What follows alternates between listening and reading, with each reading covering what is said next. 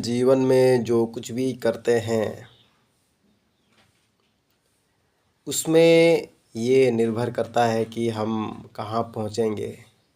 हम जो कुछ भी सोचते हैं, जो कुछ भी करते हैं, जो कुछ भी देखते हैं, जो कुछ भी सुनते हैं, इससे निर्भर करता है कि हमारे जीवन का लक्ष्य जो है उस तक कब पहुँचेंगे। जीवन में कुछ करें या ना करें, पर हम प्रकृति को सहयोग जब करेंगे तो प्रकृति हमें बिल्कुल ही सहयोग करेगी। इस बात को हमें गांठ बांध लेना चाहिए। वो इस प्रकार है, प्रकृति पंचतत्व जो भी है, मिट्टी, पानी, धूप, हवा, आकाश, इस पांच तत्वों को हमें सहयोग करने की ज़रूरत है। मिट्टी को हम बना रहे हैं या उर्वरा कर रहे हैं तो इसमें हम प्रकृति को सहयोग कर रहे हैं। जीरो बजट नेचुरल फार्मिंग कर रहे हैं, गो आधारित फार्मिंग कर रहे हैं, कृषि कर रहे हैं, मिट्टी की उर्वरता को बढ़ाने की दिशा में काम कर रहे हैं, मिट्टी को अमृत मिट्टी बनाने की दिशा में काम कर रहे हैं। तो हम बिल्कुल ही प्रकृति को सहयोग कर रहे हैं और प्रकृति हमें सहयोग अवश्य ही करेगी। ऐसे ही हम अगर पानी जो है, पानी को बचाने का कार्य कर रहे हैं, पानी को सदुपयोग कर रहे हैं, एक एक बूंद पानी का सदुपयोग कर रहे हैं, जो पानी खेत में डाल रहे हैं उसमें नेचुरल फार्मिंग की तरह से जीवामृत, घन जीवामृत दे के पानी को डाल रहे हैं और वाटर हार्वेस्टिंग का काम कर रहे हैं। हम जब प्राकृतिक खेती करते हैं तो उसमें पानी ज़मीन के नीचे चला जाता है, इस दिशा में काम कर रहे हैं। ये तो वाटर हार्वेस्टिंग का काम हो रहा है, तो इससे भी हमें प्रकृति बिल्कुल ही सहयोग करेगी। हम अगर प्रकृति को सहयोग करेंगे, बिल्कुल ही प्रकृति सहयोग करेगी। अगर हम धूप जो ये है, सूर्य से जो आता हुआ धूप, उसका सदुपयोग हम कैसे कर रहे हैं।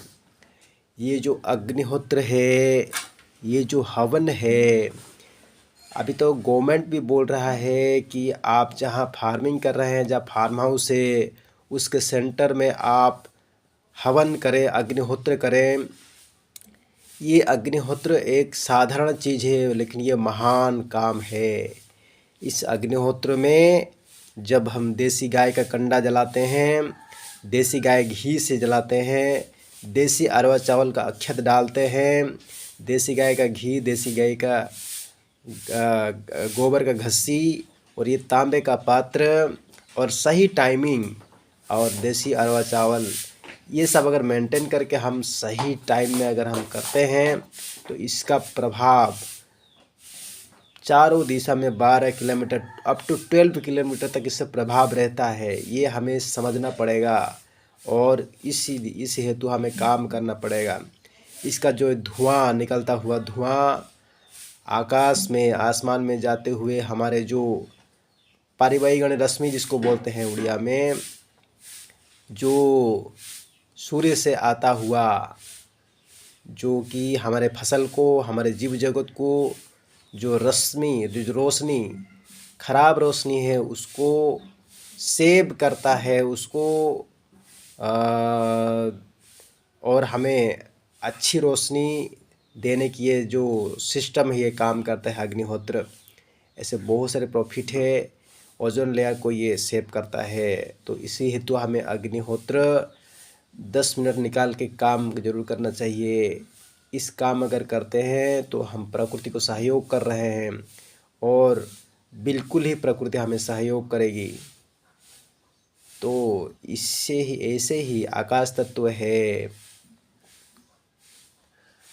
वायु तत्व है, वायु को हम प्रदूषण होने से रोक रहे हैं। हम जब पेड़ लगा रहे हैं, हम जब खेती कर रहे हैं, हम जब अग्निहोत्र कर रहे हैं, हम जब पानी बचाने के कार्य कर रहे हैं, ये सारा सिस्टम जुड़ा हुआ है गाय के साथ। तो हम अगर गाय रखते हैं, गाय की सेवा करते हैं, गौ माता की, रक्षा करते हैं, एक एक गोवंश रखते हैं और घर घर में और अच्छी तरह उसकी सेवा देखभाल करते हैं।